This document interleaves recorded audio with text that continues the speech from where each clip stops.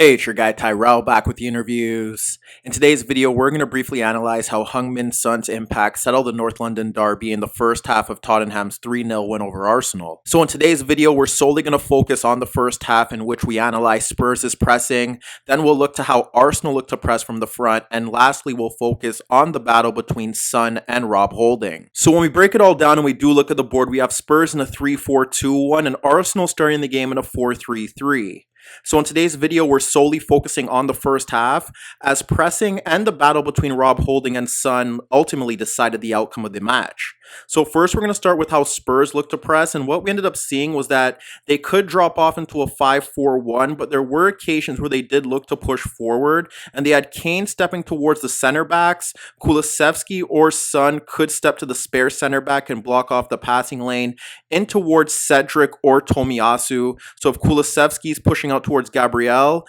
then that would see Emerson stepping out to Tomiyasu, and Sanchez could simply shift over to deal with Martinelli, and vice versa. If you have Son pushing out to Holding, you could see Sessegnon stepping towards Cedric, and Ben Davies dealing with Bukayo Saka. That was how they looked to press from the front, because in that midfield zone, you have Bentancur and Højbjerg who could deal with Odegaard and Xhaka. And when Kane's pressing, he's blocking off the passing lane in towards Elneny. The other alternative for Spurs in that situation was to have Kane just simply sitting on Elneny, and then have the two wide players cover shadowing and stepping in towards the path of Holding and Gabriel, blocking off the passing lane in towards Tomiyasu and Cedric. And if Arsenal were able to get the ball out towards the fullbacks, then they'd have their wing back and their wide center back shifting over to deal with that threat.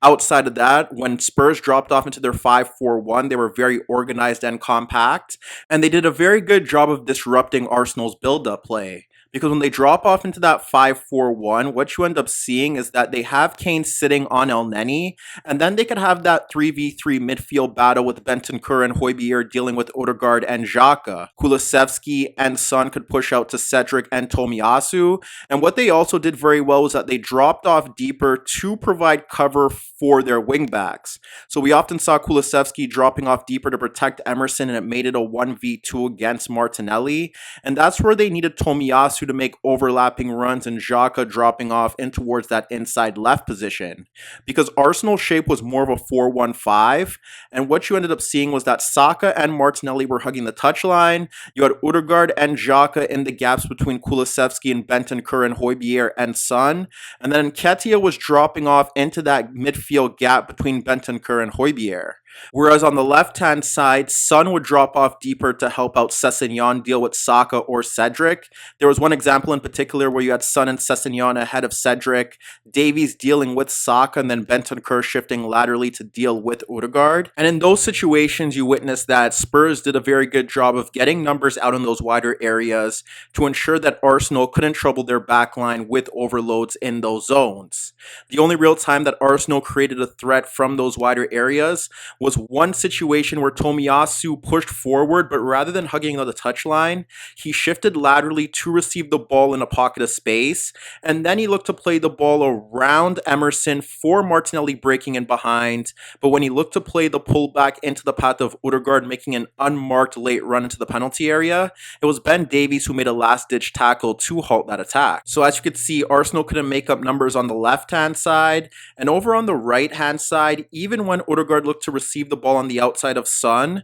there was always a player that could step in to apply pressure, or simply Højbjerg or Bentancur could shift across laterally. The issue with their 4-1-5 and against this Spurs compact organized shape was that Elneny was being blocked out of the game. And then when you look to that midfield zone, yes, Odegaard and Xhaka could push beyond Bentancur and Højbjerg, but their midfield bank of four was very compact and they forced Arsenal out into those wider areas. And even if they were capable of breaking lines, the fact that Spurs are playing in a back five, if Odegaard or Xhaka did receive the ball between the lines, then Sanchez or Ben Davies could step forward to apply pressure, and the same applied with Nketiah dealing with Dyer. There were certain situations where Dyer simply pushed them on towards the midfield bank. For instance, if Arsenal are playing towards the left-hand side, you would see Bentancur stepping towards Xhaka, and then rather than Dyer being dragged into that midfield zone, Højbjerg would step towards Nketiah, and they would be comfortable with leaving Odegaard high in that pocket of space between the lines,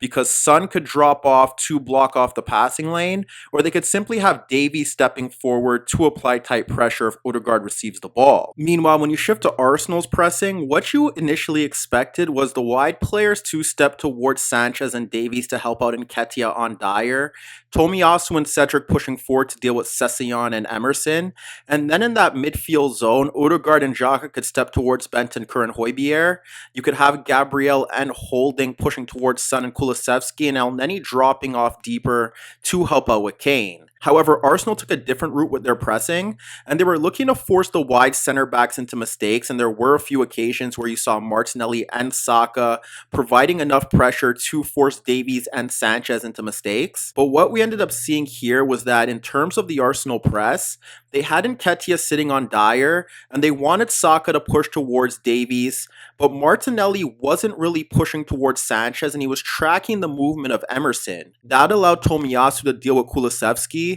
and then in that midfield zone, Xhaka and Odegaard would deal with Højbjerg and Bentancur, and then you'd have Elneny and Gabriel dealing with Kane, as Kane likes to drop off in towards that midfield zone to serve as an additional outlet, and then Holding would be dealing with Son. That's not to say that Arsenal didn't always apply pressure towards Sanchez, and what we'd end up seeing was that there were times where Xhaka would push forward to deal with Sanchez, and he would block off the passing lane into Bentancur, but from there, with Odegaard sitting on Højbjerg, he would drift laterally and look to apply pressure towards the Uruguayan midfielder. There were situations where Højbjerg would drop off in towards the back line, with Xhaka stepping towards Sanchez and Odegaard shifting towards Bentancur, and that's where you'd simply see Saka sitting ahead of him in case he received the ball, and then from there Saka could apply pressure while Arsenal shift across towards their right-hand side. Essentially, the manner in which Arsenal pressed ensured that they could have 2v1 against Kane, but there were situations where Kane would push forward and be occupied by Gabriel,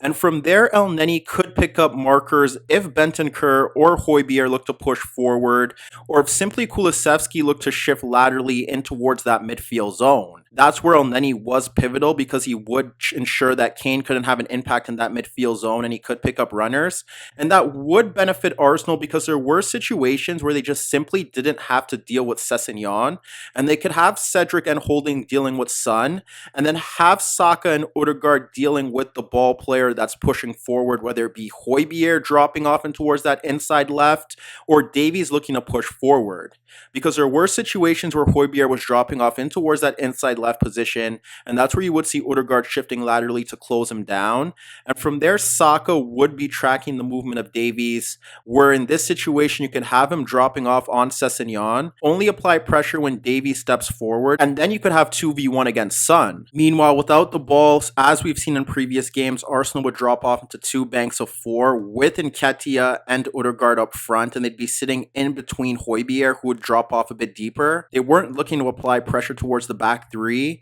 and then you could have Xhaka dealing with Bentancur. Tomiyasu would be tracking the movement of Kulusevski. In these situations, Martinelli would be forced to be pegged back a bit deeper, and at times it would look like a five-man backline. And then over on the right-hand side, Cedric would be tracking the movement of Sessegnon when Saka would push towards Davies, stepping towards a wider area, and then Holding would track the movement of Son. So as you could see, there was no real outlet for Spurs to create chances from open play, and the only real areas that they were able to exploit was if Bentancur and Højbjerg were able to get runs off Xhaka and Odegaard when they were looking to bypass the Arsenal press, and they were successful. And those were the situations that got Spurs into advanced positions. But the other area that they consistently looked to exploit was the battle between Son and Holding, because you have Saka stepping towards Davies and Cedric being pulled out by Sessegnon, and from there Son was simply dropping off deeper to receive the ball, and with Holding fearful of Son turning and looking to play runners in behind or simply beating him on the half turn,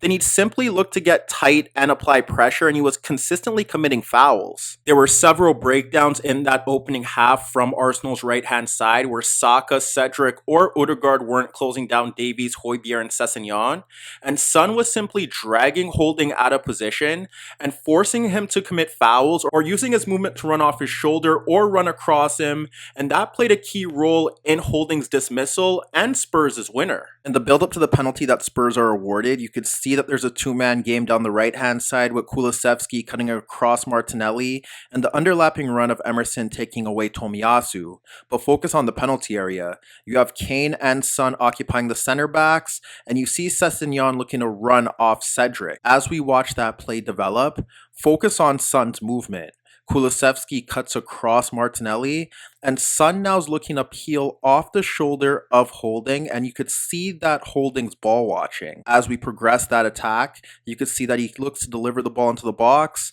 Holding loses the track of Son, and you could see that Gabriel loses Kane, so now Holding pushes towards the center forward. That ultimately results in a situation where one of Holding or Gabriel have to win their header, because now it's falling into the path of Son. That ultimately forced Cedric to shift across to try and prevent Son from nodding a free effort on goal from point blank range, and he ends up colliding with Son, ensuring that he can't get an effort on goal, and that's how the penalty is awarded. And then focus on the second important factor of the game. You have Dyer not being closed down, and he locates the movement of Son looking to run across Holding, who's ball watching.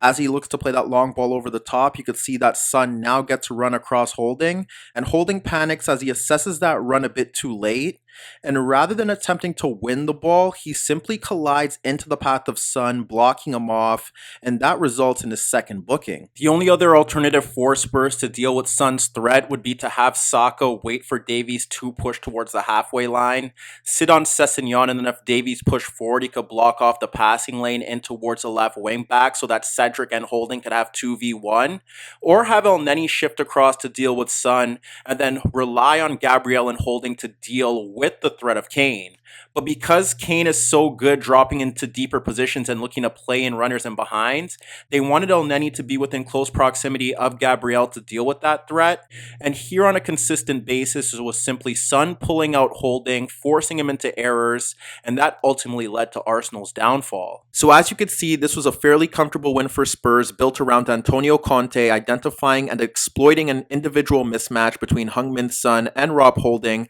that ultimately settled the derby.